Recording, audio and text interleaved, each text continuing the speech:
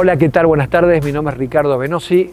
Yo soy guía oficial acá del histórico cementerio de La Recoleta.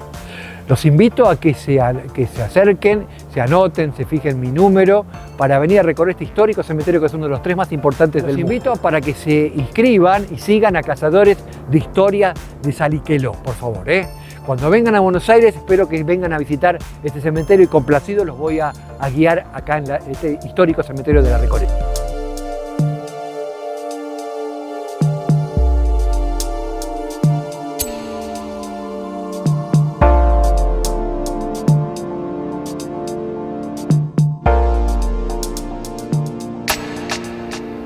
Aquí descansa, de donde dice Martín de Álzaga y su familia. Aquí descansa el primer caso de femicidio en la Argentina. Felicitas Guerrero, ¿la habrán sentido nombrar a ella? Esta chica la hicieron casar a la fuerza cuando tenía 18 años con ese señor que está ahí, Martín de Álzaga, que más que le duplicaba la edad y tenía mucho dinero, muchas tierras, muchas vacas. Tenía mucha plata, eso hizo que la casaran a la fuerza, tuvieron 2 hijos que murieron rápidamente y luego se murió el marido. Ella quedó viuda con 26 años, llena de plata, era hermosa y llena de pretendientes. 2 se la disputaron. Ella eligió a uno y el otro, que se llamaba Manuel Ocampo, era el tío abuelo de las hermanas Silvina y Victoria Ocampo, le apuntó con un arma y le dijo: o te casás conmigo o no te casás con nadie. Le disparó por la espalda cuando ella huía y luego el hombre se suicidó. Ella está acá descansando eternamente con su único marido. Acá era un rito, ahora está prohibido, no sé por qué lo hicieron, que las mujeres le dejaban pañuelitos o trapitos blancos atados ahí, pidiéndole a Felicitas al cielo, le estaban pidiendo que sus maridos y sus novios no se les vayan. Ataban pañuelos para retenerlos a sus maridos. Y cuando aparecían esos pañuelitos o papelitos blancos mojados, es porque Felicitas desde el cielo había llorado y les había concedido el deseo que ellas habían pedido. Pero pueden aparecer mojados producto de la lluvia o del rocío, seamos sinceros, pero tengo la costumbre de decir las leyendas típicas de algunos de los mausoleos que acá, de las personas que acá descansan. Tanto aquí como en el lugar exacto donde la asesinaron a Felicitas, en el barrio de Barracas, se levantó una iglesia que le pusieron de nombre Santa Felicitas. Y en la verja de esa iglesia también las mujeres dejan pañuelitos o papelitos blancos anudados. Esto fue a mediados del siglo, hacia el año 1860 aproximadamente, mediados del siglo XIX.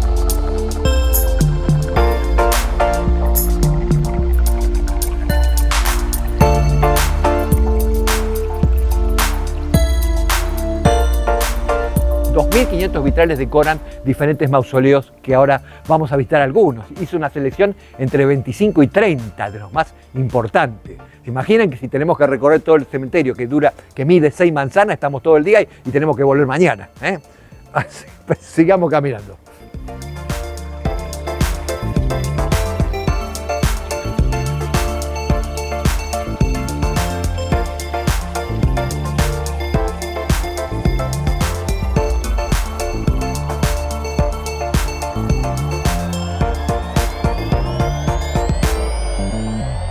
Ustedes ven que van a haber esculturas, van a haber verdaderas obras de arte por todos lados.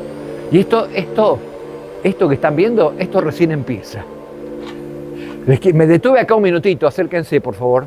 Me detuve acá un minutito para recordar la figura de quien aquí descansa. El gran escritor Adolfo Bioy Casares. Este gran escritor que junto con Jorge Luis Borges escribieron en forma conjunta varias obras. Él puntualmente escribió obras que desde luego fueron llevadas al cine, como Diario de la Guerra del Cerdo.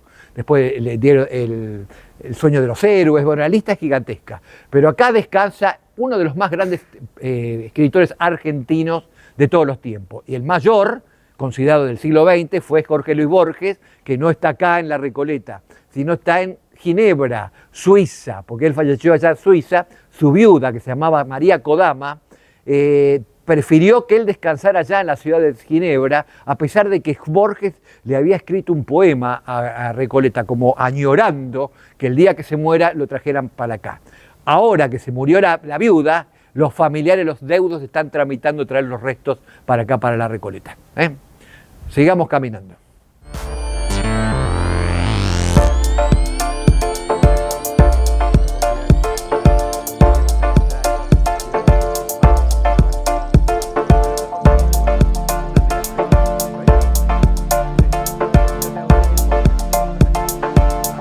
Generalmente recordamos la figura de que un gobernador, bueno, acá no hay nadie de Buenos Aires, pero este fue un gobernador de la provincia de Buenos Aires, Valentín Alsina, este que está acá, y enfrente tenemos al gran poeta Florencio Varela. ¿Ven dónde dice Varela? Ambos dos estuvieron exiliados en Montevideo, Uruguay, durante el largo gobierno de Juan Manuel de Rosas, este gobernador que algunos dicen que fue dictador, que luego vamos a visitar su tumba. Los dos estuvieron exiliados y puntualmente Varela fue asesinado allá en Montevideo cuando estaba exiliado. Dicen que fue asesinado por partidarios de Juan Manuel de Rosas que lo mandaron a liquidar. Seguimos.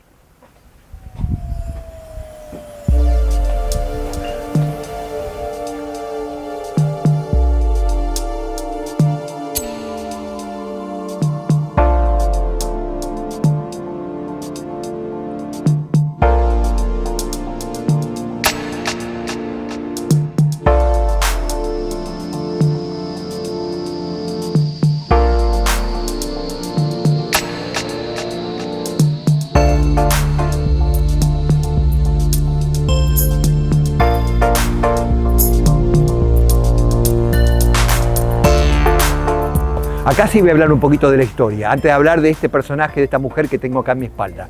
Este cementerio fue fundado en el año 1822. Este lugar era el huerto y el jardín de unos monjes franciscanos recoletos que fueron expulsados en ese año 1822 por un gobernador que se llamó Martín Rodríguez y sobre todo su ministro de gobierno, Bernardino Rivadavia, el más famoso, ¿no? Expulsaron a estos monjes y este lugar fue transformado en el primer cementerio público de Buenos Aires. Solo quedó en pie de ese convento la iglesia Nuestra Señora del Pilar, que está acá al lado, que se puede visitar, se visita del lado de afuera, tienen que ir por afuera, por acá no tiene ingreso a la iglesia, y que es monumento histórico nacional, es la segunda iglesia más antigua que hay acá en Buenos Aires, vale la pena que la conozcan. Como les decía, fue fundado en 1822. Les pido que lo retengan porque después se los voy a preguntar, como profesor de historia que soy, voy a estar tomándoles prueba, no, mentira, pero sí lo voy a preguntar. Bueno, la primera gran remodelación de este cementerio se hizo en el año 1881 bajo la intendencia del primer intendente de la Ciudad de Buenos Aires, que yo lo estoy señalando ahí, don Torcuato de Alvear. Primer intendente de la Ciudad de Buenos Aires, fue el que transformó a Buenos Aires y la quiso transformar, en parte lo logró, en la París de Sudamérica. Con respecto a abriendo avenidas, bulevares y demás, con respecto a este cementerio fue el que hizo colocar estas columnas de orden dórico griego. Allá arriba hizo colocar Spectamus Dominum, que significa esperamos al Señor. Es el mensaje de los difuntos a los vivos, a nosotros, que ingresamos al cementerio. Esperamos al Señor. Este intendente hizo colocar, amuralló todo el cementerio, lo embaldosó y lo iluminó. Lo modernizó en el año 1881. El hijo de Torcuato de Alvear fue el presidente de la Nación Argentina, Marcelo Torcuato de Alvear, 1922-1928. Él, y voy a tener que contar algo de la vida privada, porque él se enamoró perdidamente de una cantante soprano que se llamaba Regina Pacini, que vino a cantar acá a Buenos Aires, era portuguesa, estamos hablando a principios del siglo XX. Y el hombre se enamoró, ella no le dio importancia, se fue a Europa a seguir cantando, él la persiguió por los teatros europeos por 5 años. Después de 5 años logró, se casaron, fueron felices y vinieron a vivir acá a Buenos Aires. Y acá vivieron hasta que se murieron los dos, pero ella fue la creadora, Regina Pacini fue la creadora de la Casa del Teatro, ese lugar donde se alojan los actores y actrices, que es como un geriátrico para actores y actrices y que existe plenamente. En honor al trabajo que hizo por actores y actrices, se fundó el Teatro Regina, en honor al nombre de ella, y que también funciona plenamente. Eso es un poco una síntesis de la historia de los comienzos del cementerio. Nos acercamos, nos venimos para acá, porque vamos a hablar de esta segunda tumba. Hablé de una primera tumba, chicas, que fue de Felicitas Guerrero, que está allá en la entrada, el primer caso de femicidio en la Argentina. Pero bueno, está en la otra punta, y después nos vinimos directamente para acá.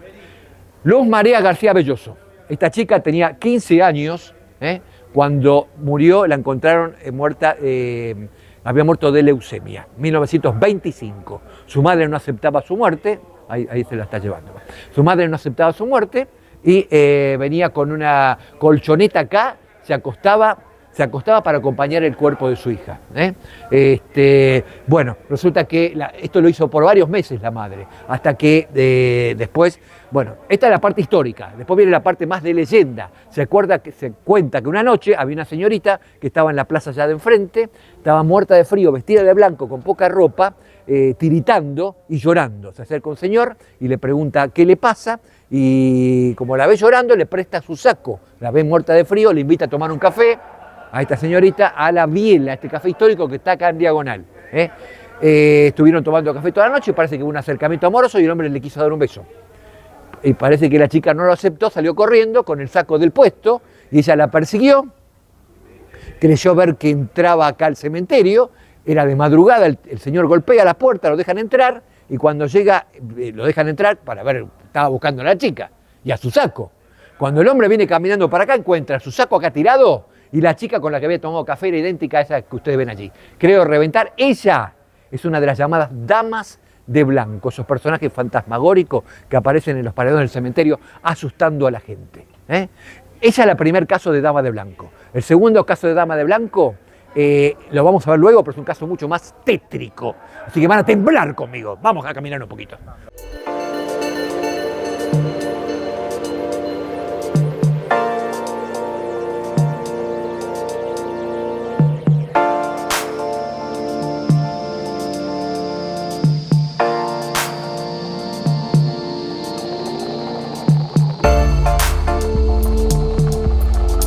Les cuento que esta es la llamada Avenida de los Cipreses. El ciprés, lo ven aquí, es un árbol característico de los cementerios. Cementerios normalmente van a encontrar cipreses. ¿Por qué? Porque están todo el año verde, o prácticamente verde, y porque están siempre apuntando al cielo para indicarle a las almas el camino a seguir. Seguimos. Yo a veces digo seguimos y a veces digo una palabra que suena a un expresidente. Les digo síganme. Entonces ahí ya no lo quiero decir más porque eso ocasiona ciertas rispideces o recuerdos para algunos malos. Así que para no generar problemas de políticos, no digo síganme. Seguimos. Ahí vamos. Vamos para acá. Vamos a estar recorriendo varios personajes de la historia argentina. Vénganse, nos apuchamos un poquito más para estar más y permitir a los que no vienen conmigo que sigan de largo. Igual ahí, por suerte, esto es anormal que no haya gente acá. Normalmente acá siempre hay muchísima gente. Bueno, les cuento, nos vamos a estar deteniendo a veces un poquito más y un poquito menos. Acá en la Recoleta está el panteón de los personajes de la historia argentina. Hay 21 presidentes de la nación que descansan eternamente aquí, además de otros políticos, senadores, gobernadores, 2 premios Nobel, después voy a hablar de uno de ellos, y puntualmente acá me detuve un minutito para recordar la figura de Manuel Dorrego, que fue cruelmente fusilado en 1828. Él era el jefe del Partido Federal, quien lo fusiló fue el jefe del Partido Unitario, Juan Lavalle. Después vamos a pasar, si nos queda tiempo, por la tumba de Lavalle.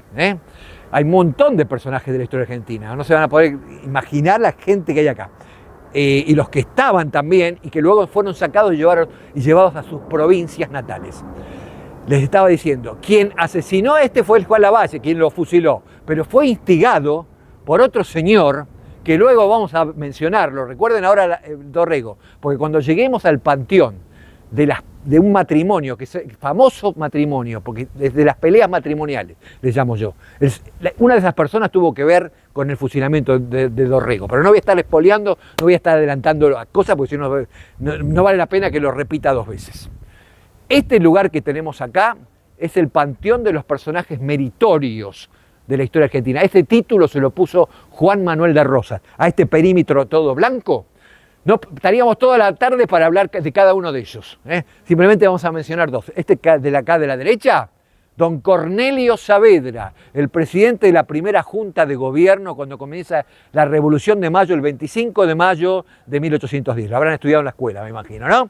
Y además fue el creador del regimiento Patricios Argentinos. El otro personaje también importante de la historia es donde está ese obelisco que está allí. Para eso tenemos que dar la vuelta, pueden ir o por allí, pero mejor como somos pocos vamos a ir todo por acá. Acá en el interín, sobre todo para los cordobeses, les voy a decir que, para todos en general, pero aquí estuvo el Deán Funes, quien está ahora en la Catedral de la ciudad de Córdoba, cuando se recuerda la figura de alguien, pero ya no descansa más acá en este lugar. A esto se le llama cenotafio. Vamos a estar recorriendo otros cenotafios notables, importantes, de personalidades que estuvieron acá, pero ya no están más, están en otros puntos.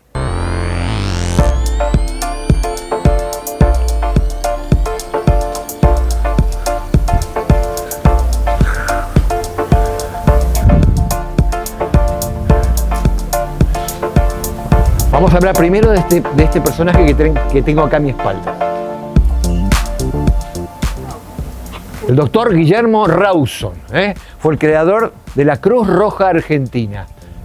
Él fue ministro de Salud, actuó sobre todo incentivando la higiene en una época que en los hogares vivían hacinados en los llamados conventillos, esos espacios reducidos que generaban muchas enfermedades.